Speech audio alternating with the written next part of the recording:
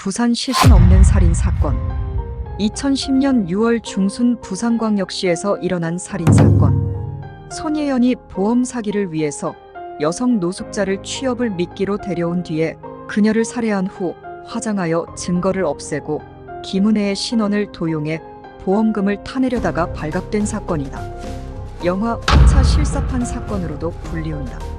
사건 경위는 이러하다.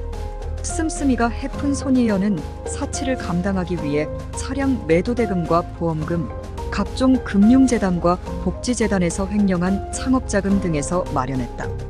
하물며 2005년 삼성카드사에서 백혈병 어린이 돕기 지원 캠페인에서 나오는 지원금을 딸의 백혈병으로 지원받아 자신의 사치에 탕진까지 한다.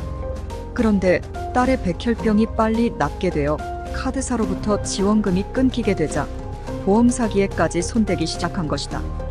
손예연은 2010년부터 이 사건을 준비하였다. 여성 쉼터, 사망 신고 절차 등을 검색하기 시작했고, 농약으로 죽일 경우 부검하면 독살이 드러나는 것까지 파악. 부검 시 나오지 않는 특정한 레시피 독극물 제조에 대해서도 알아보기 시작했다.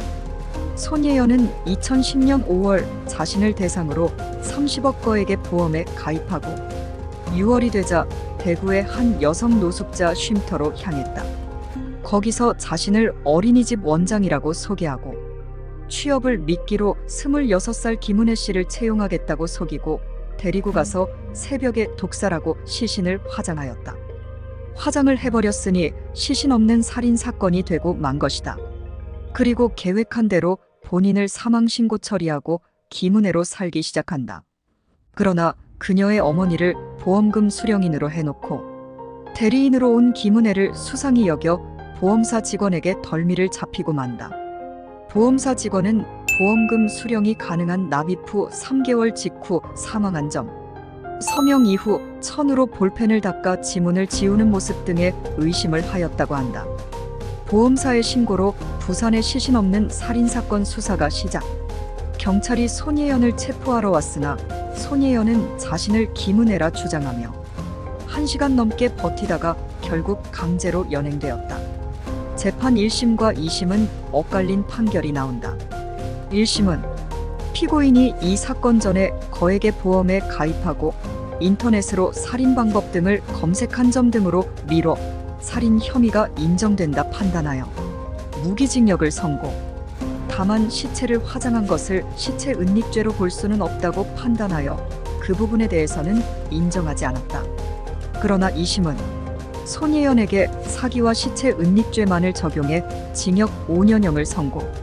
이 판결의 문제점은 살인 후에 시체를 온데간데 없이 처리해버리면 설령 범죄가 발각되더라도 살인죄 인정은 받지 않는다는 것을 범인들이 악용할 수 있다는 것이다.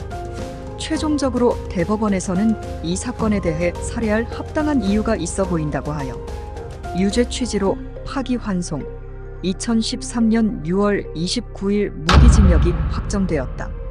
유사한 사건으로 2013년 산낙지 보험 사망 사건이 있는데 이 사건은 반대로 무죄가 선고되었다. 출처 나무위키. 나누고 싶은 이야기가 있다면 댓글 남겨주세요.